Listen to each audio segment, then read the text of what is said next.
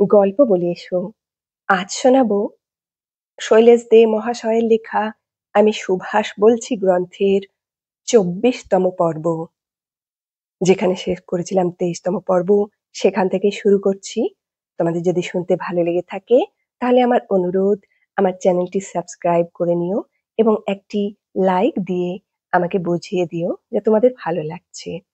যারা চ্যানেলটি আমার ইতিমধ্যে সাবস্ক্রাইব করেছো তাদেরকে জানাই অসংখ্য ধন্যবাদ। শুরু করছি আজ ২৪তম পর্ব। রক্তস্নাত মেদিনীপুর, পাশাপাশি শায়িত ৩টি প্রাণহীন দেহ, সবার রক্তই সমান লাল। সেখানে শাসক আর শোষিতের মধ্যে কোনো তফাৎ নেই। ব্যর্থতার জ্বালায় এবার যেন উন্মাদ হয়ে গেল শাসক সম্প্রদায়। প্রথমে পেডি, তারপর ডগলাস, সবশেষে বার্জ। না, আর কোনো কথা নয়। জ্বালিয়ে পুড়িয়ে এবার শেষ করে দাও মেদিনীপুরকে। কাজেও ওরা তাই করেছিল মল্লিকা। নিপীড়নে, নিষ্পেষণে, অত্যাচারে, উৎপীড়নে, দানবিক প্রতিহিংসার যে বীভৎস তাণ্ডবে সারা মেদিনীপুরের আকাশ বাতাস সেদিন মথিত হয়েছিল, মধ্যযুগের বর্বরতাকেও বুঝি তা হার মানায়। শুধু কি দৈহিক অত্যাচার? নিরপরাধ জনসাধারণের বাড়ি ঘর দুয়ার সব জ্বালিয়ে পুড়িয়ে একেবারে একাকার। অত্যাচারে জর্জরিত হয়ে কত লোক যে সেদিন মেদিনীপুর ছেড়ে অন্যত্র চলে গিয়েছিল তার বোধহয় কোনো গোনাগুনতি নেই। বল, ওরা কোথায় আছে? তোমাদের পুরস্কার দেব ২৫০০, ৫০০০, ১০,০০০, যা চাও। শুধু ওদের আস্তানাটা কোথায় বলো। কি বললে? জানো না? ওসব বাজে কথা। ভালো চাও তো এখনো বলো, নইলে নইলে তার পরিণাম কি তার একটা প্রমাণ দেখতে চাও মল্লিকা? প্রমাণ সন্তোষ বেরা। পুলিশের নির্মম অত্যাচারে মৃত্যুর কোলে নিজেকে বিলিয়ে দিলেন এই সন্তোষ বেরা। তবু একটি কথাও তিনি প্রকাশ করলেন না শেষ পর্যন্ত। দেশ ও জাতির জন্য এই আত্মত্যাগের তুলনা কোথায় বলো? ঠিক এমনি করেই চলে গেলেন বিভির আরো একজন অনমনীয় তরুণ, নবজীবন ঘোষ। গোপালনগর থানায় তিনি ছিলেন অন্তরীণ বন্দী। সেই অন্তরীণ অবস্থাতেই পুলিশের অমানুষিক প্রহারে তিনি একদিন শেষ নিঃশ্বাস ত্যাগ করলেন। এখানেই শেষ নয়। ১০ই সেপ্টেম্বর থেকে জারি হলো কারফিউ আইন।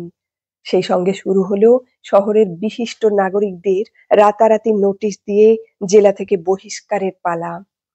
শ্রদ্ধেয় মন্মথনাথ, চারুচন্দ্র দাস, যতীন্দ্রনাথ দাস, জওহরলাল অধিকারী, যতীন গুপ্ত, চিত্তরঞ্জন দাস, রামমোহন সিংহ, বিনয় জীবন ঘোষ, নারায়ণ মুখার্জি, প্রমথ ব্যানার্জি, নরেন্দ্রনাথ দাস, অম্বিকা প্রসন্ন সেন, শচীন সেন, সত্যেন্দ্রনাথ সেন, কিশোরীপতি রায়, সাতকড়িপতি রায় প্রমুখ কাউকেই রেহাই দেওয়া হলো না সেই সরকারি নির্দেশের আওতা থেকে।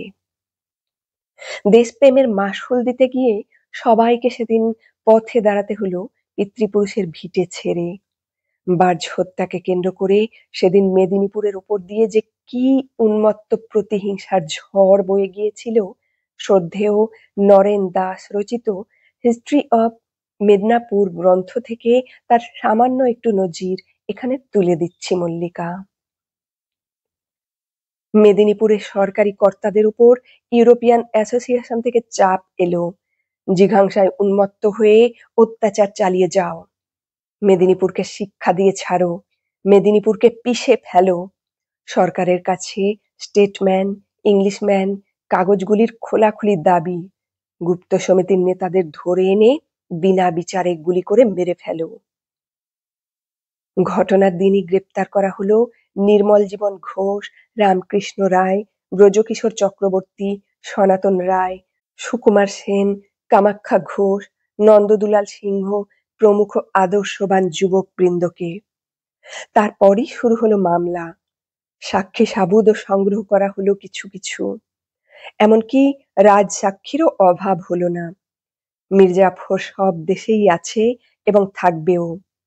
এক্ষেত্রে যিনি রাজসাক্ষী রূপে মির্জাফরের ভূমিকায় অবতীর্ণ হলেন, নাম তার শৈলেশচন্দ্র ঘোষ। কিন্তু তখনকার দিনের বাঘা বাঘা সব আইনজীবী, বীরেন্দ্র শাসমল, জেসি গুপ্ত, নিশীথ সেন প্রমুখের বুক কাঁপানি জেরার সামনে ওসব রেডিমেড সাক্ষী আর কতক্ষণ? ঝড়ের মুখে খড়কুটোর মতোই তারা সব উড়ে গেল একে একে। দেখা গেল আগাগোড়া সবটাই সাজানো ব্যাপার। এমনকি রাজসাক্ষী শৈলেশ ঘোষের উক্তিও আগাগোড়া পরস্পর বিরোধী। কোনো কথার সঙ্গেই পরবর্তী কোনো কথার মিল নেই, প্রমাণও নেই। গভীর আত্মপ্রত্যয়ের হাসি হাসলেন আইনজীবী বৃন্দ। স্রেফ বাজে মামলা, অত্যন্ত কাঁচা গাঁথুনি, আসামিদের বেকসুর খালাস দেওয়া ছাড়া এক্ষেত্রে আর কোনো উপায় নেই। তাছাড়া আসামিরা বার্জ হত্যা ষড়যন্ত্রে লিপ্ত ছিল এমন কোনো প্রমাণও নেই। কোনো বেআইনি অস্ত্রশস্ত্রও পাওয়া যায়নি তাদের কাছে। এ অবস্থায় বেকসুর খালাস দেওয়া ছাড়া আর কোনো পথই খোলা নেই আদালতের সামনে। যথাসময়ে রায় দিলেন ট্রাইব্যুনালের চেয়ারম্যান মিস্টার এইচ.জি. ওয়েট। কিন্তু এ কি? ফাঁসির হুকুম হয়েছে নির্মল জীবন ঘোষ, রামকৃষ্ণ রায় আর ব্রজকিশোর চক্রবর্তীর। সনাতন রায়, কামাখ্যা ঘোষ, সুকুমার সেন আর নন্দদুলাল সিংহকে দেওয়া হয়েছে যাবজ্জীবন দ্বীপান্তর। শান্তিগোপাল সেনকেও যাবজ্জীবন দণ্ড দেওয়া হয়েছে অনুরূপ অন্য একটি মামলার সৃষ্টি করে। সংবাদপত্রের ভাষায় ৩ জনের প্রাণদণ্ড, ৪ জনের যাবজ্জীবন দ্বীপান্তর, বার্জ হত্যা মামলার রায়। মেদিনীপুর ১০ই ফেব্রুয়ারি। অদ্য স্পেশাল ট্রাইব্যুনালের কমিশনারগণ বার্জ হত্যা ষড়যন্ত্র মামলার রায় প্রকাশ করিয়াছেন। আসামি নির্মল জীবন ঘোষ, ব্রজকিশোর চক্রবর্তী, রামকৃষ্ণ রায় এই ৩ জনের প্রতি প্রাণদণ্ডের আদেশ হইয়াছে। কামাখ্যা ঘোষ, নন্দদুলাল সিংহ, সনাতন রায় এবং সুকুমার সেন এই ৪ জনের প্রতি যাবজ্জীবন দ্বীপান্তর দণ্ড হইয়াছে। আসামি মনীন্দ্র চৌধুরী, পূর্ণানন্দ সান্যাল, বিনয় কৃষ্ণ ঘোষ, সরোজ দাস কানুনগো এই ৪ জনকে মুক্তি প্রদান করা হইয়াছে। কিন্তু ইহাদিগকে মুক্তির সঙ্গে সঙ্গেই বঙ্গীয় বিপ্লব দমন আইন অনুসারে গ্রেপ্তার করা হইয়াছে। রাজসাক্ষী শৈলেশচন্দ্র ঘোষকে অব্যাহতি দেওয়া হইয়াছে। Mister H G. Waite, president, mister T N. Basu ও রায়বাহাদুর এস.পি. ঘোষকে লইয়া স্পেশাল ট্রাইব্যুনাল গঠিত হইয়াছিল। আনন্দবাজার ১১/২/৩৪। ধিক্কার উঠল বাংলার গোটা আইনজীবী মহলে। এ কি আইন, এ কি বিচার! এ যে কাজীর বিচারকেও হার মানায় দেখছি। জুরির বিচার হলে কখনো এমন হতে পারত না। কে শুনবে সে কথা? শুনবেই বা কেন? শাসকদের ইজ্জত রাখতে হবে তো। সুতরাং বাগে যখন পাওয়া গেছে তখন ৭ কড়িকে না পাওয়া গেলে ৫ কড়ি আর ২ কড়িকে এনে একসঙ্গে ঝুলিয়ে দাও।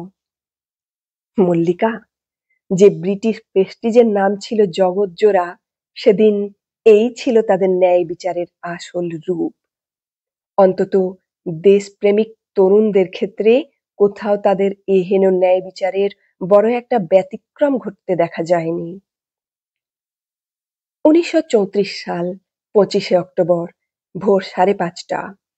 বীর দর্পে ফাঁসি মঞ্চে উঠে দাঁড়ালেন মেদিনীপুরের ২ সিংহ শিশু, রামকৃষ্ণ রায় আর ব্রজকিশোর চক্রবর্তী। কিসের শঙ্কা, কিসের ভয়? শহীদ প্রদ্যোৎ ভট্টাচার্যের স্পর্শধন্য এই বদ্ধ মঞ্চ তো তাঁদের কাছে তীর্থভূমি। পরদিন নির্মল জীবন ঘোষ, আজ তাঁর যাবার পালা।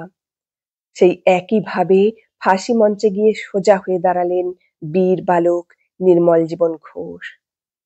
সহকর্মী রামকৃষ্ণ ও ব্রজকিশোর আগেই শহীদ তীর্থে চলে গেছেন। এবার তাঁকেও যেতে হবে। কোনো দুঃখ নেই, কোনো ক্ষোভ নেই। হাত বাড়ালেই স্বাধীনতা পাওয়া যায় না, তার জন্য মূল্য দিতে হয়। এমনি করে কতজনই তো মূল্য দিয়েছেন, তাহলে দুঃখ কিসের? আর শৈলেশ ঘোষ, মেদিনীপুরের এতগুলো তরুণের মৃত্যুর জন্য যিনি দায়ী, তার কি হলো? না, ইংরেজ সরকার বেঈমান নয়। অন্তত ভারতের স্বাধীনতা আন্দোলনে সেদিন যারা মীর জাফরের ভূমিকায় অবতীর্ণ হয়েছিল তাদের প্রতি কোনোদিনও তারা বেঈমানি করেনি। তাই সঙ্গে সঙ্গেই তারা তাকে বিলেতে পাঠিয়ে দিয়েছিল সরকারি খরচে।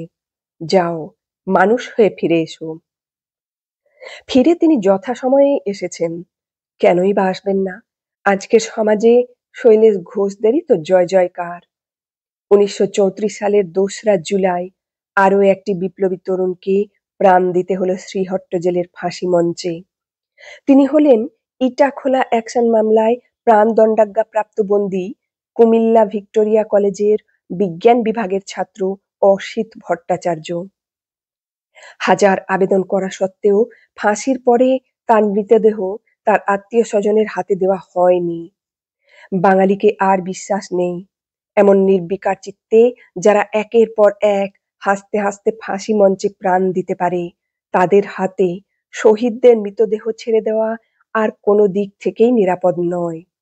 ওই একটি অসিতের মধ্য থেকেই যে তখন হাজার হাজার অসিত জন্ম নেবে না তা কে বলতে পারে? ওই একই মামলায় বিরাজ দেব, বিদ্যাধর আর গৌরাঙ্গ দাসকে দেওয়া হলো যাবজ্জীবন কারাদণ্ড। ইংরেজ ভয় পেলেও ভরসা হারাবার জাত নয়। তাই বিপ্লব দমনে ব্যর্থ হয়ে এবার তারা বাংলার মসনদে এনে হাজির করল মহামান্য রাজপুরুষ স্যার জন অ্যান্ডারসনকে। সোজা লোক নন এই অ্যান্ডারসন। আয়ারল্যান্ডের সিনফিন আন্দোলনের মোকাবিলা করতে গিয়ে ইতিপূর্বে তিনি যে ব্ল্যাক অ্যান্ড ট্যান নীতির প্রবর্তন করেছিলেন তাতে ধন্য ধন্য পড়ে গিয়েছিল সাম্রাজ্যবাদী মহলে। হ্যাঁ, শাসক বটে। এই তো চায়। বাংলাদেশকে শায়েস্তা করতে হলে এমনি শাসকই তো আজ সর্বাগ্রে প্রয়োজন।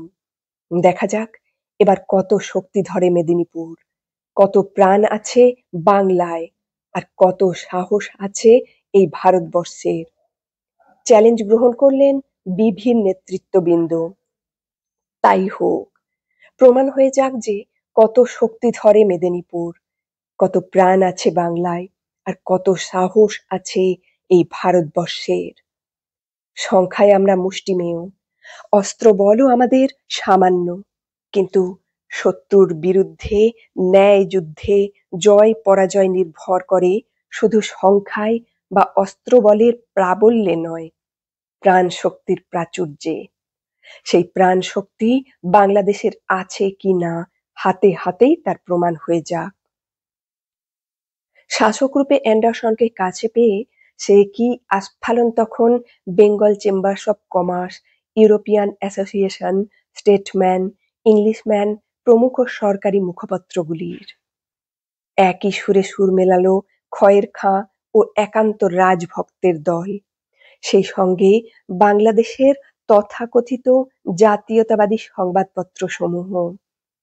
এমনকি দেশের জ্ঞানী গুণী ব্যক্তিরাও বাদ গেলেন না।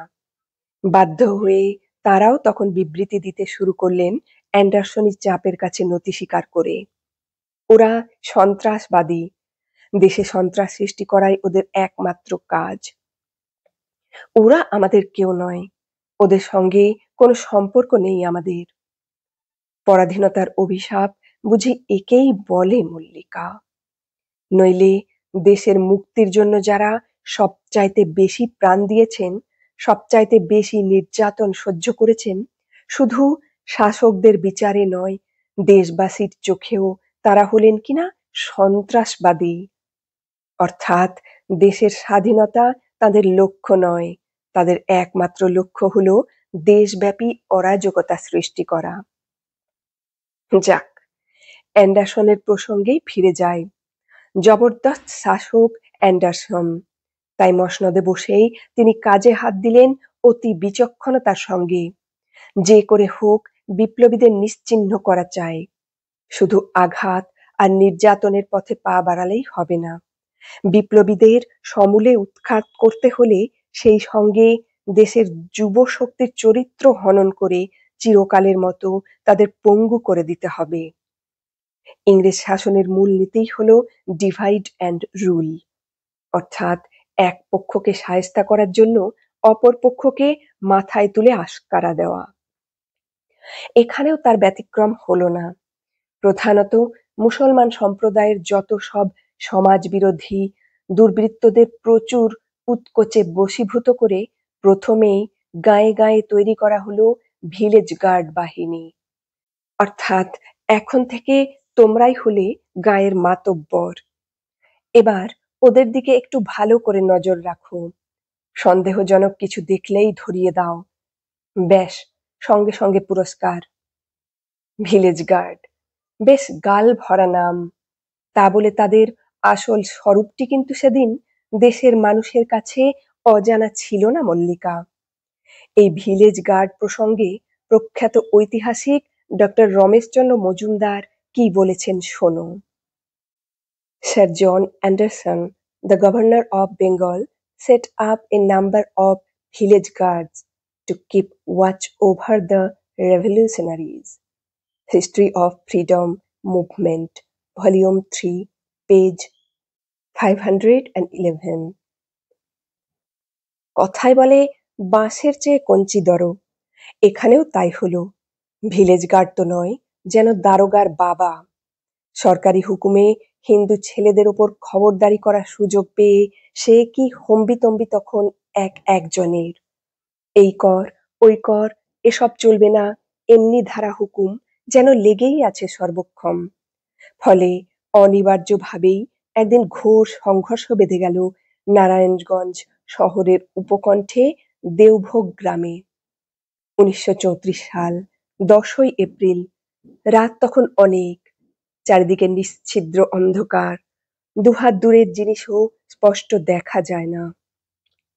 অতি সন্তর্পণে গায়ের পথ ধরে হেঁটে চলেছেন বিভির নেতৃস্থানীয় কর্মী সুকুমার ঘোষ, মধু ব্যানার্জি আর এ গায়েরই অতি বিশ্বস্ত কর্মী মতি মল্লিক। কথাবার্তা শেষ হয়েছে, এবার সুকুমার ও মধু ব্যানার্জি ফিরে যাবেন নারায়ণগঞ্জের আস্তানায়। হঠাৎ বিপর্যয় ঘটে গেল। কোথা থেকে ভিলেজ গার্ড বাহিনীর বড় কর্তা রমজান মিয়া এসে তাদের উপর ঝাঁপিয়ে পড়ল দলবল নিয়ে। না, কাউকেই ছাড়া হবে না। আমি হাবিলদার সাহেব রমজান মিয়া, আমার হুকুমে তোমাদের সবাইকে গ্রেপ্তার করা হলো। অ্যান্ডারসনি আইনে কারো কাছে অস্ত্র পাওয়া গেলে তার একমাত্র শাস্তি ছিল প্রাণদণ্ড। সুতরাং আত্মসমর্পণের কোনো প্রশ্নই ওঠে না। ফলে শুরু হলো তুমুল সংঘর্ষ। দুপক্ষই সমান শক্তিশালী, কেউ কাউকে ছাড়তে রাজি নয়। Drum drum drum. সহসা এক সময়ে রিভলভার গর্জে উঠল দিকবিদিক কাঁপিয়ে। সঙ্গে সঙ্গে হাবিলদার সাহেবের প্রাণহীন দেহটা লুটিয়ে পড়ল শক্ত মাটির বুকে। সেই ফাঁকে সুকুমার আর মধু ব্যানার্জি যে কোথায় সরে পড়লেন তার কোনো হদিশই পাওয়া গেল না। এড়াতে পারলেন না মতি মল্লিক। শত্রুর সঙ্গে ধস্তাধস্তি করতে করতে কখন যে তিনি বড় রাস্তা থেকে গড়িয়ে অনেকটা নিচে একটা খালের মধ্যে পড়ে গেছেন সুকুমার বা মধু তা আদৌ বুঝতে পারেননি। বুঝতে পেরেছিলেন অনেকটা পরে। সিংহ শাবক তখন শৃঙ্খলাবদ্ধ। খবর শুনে হইচই পড়ে গেল শাসক মহলে। বলে কি, শেষে কিনা স্বয়ং অ্যান্ডারসন সাহেবের পোষ্যপুত্র রমজান হাবিলদার নিহত। এ যে ভয়ঙ্কর কথা। এখন উপায়? একজন অবশ্য ঘটনাস্থলেই ধরা পড়েছে, কিন্তু বাকি সবাই কোথায় গেল? কি তাদের নাম? হাজার নির্যাতনেও যে আসামি এ বিষয়ে মুখ খুলতে রাজি নয়। কি করা যায় এখন? শেষ পর্যন্ত ধরে বসল মতি মল্লিকের বাবা রাজকুমার মল্লিককে। ছেলেকে আপনি সব কথা খুলে বলে রাজসাক্ষী হতে বলুন। কথা দিচ্ছি, সঙ্গে সঙ্গে আমরা তাকে বিলেত পাঠিয়ে দেব পড়াশোনা করার জন্য, আর সেই সঙ্গে আপনাকে দেব নগদ 10,000 টাকা। বলেন কি? যেন আকাশ থেকে পড়লেন রাজকুমার মল্লিক। বাপ হয়ে ছেলেকে আমি বেইমানি করতে শেখাবো? মাফ করবেন, এ কাজ আমার দ্বারা কোনো মতেই সম্ভব নয়। এখানেই শেষ হলো আমি সুভাষ বলছি গ্রন্থের 24তম পর্বের পাঠ। তোমাদের কেমন লাগলো পর্বটা জানাতে পারো কমেন্টে। আর ভালো লাগলে একটা লাইক দিতে পারো, সাবস্ক্রাইব করতে পারো, শেয়ারও করতে পারো। আজ আসি, আবার আসবো অন্য একটি পর্ব নিয়ে। ভালো থেকো সবাই।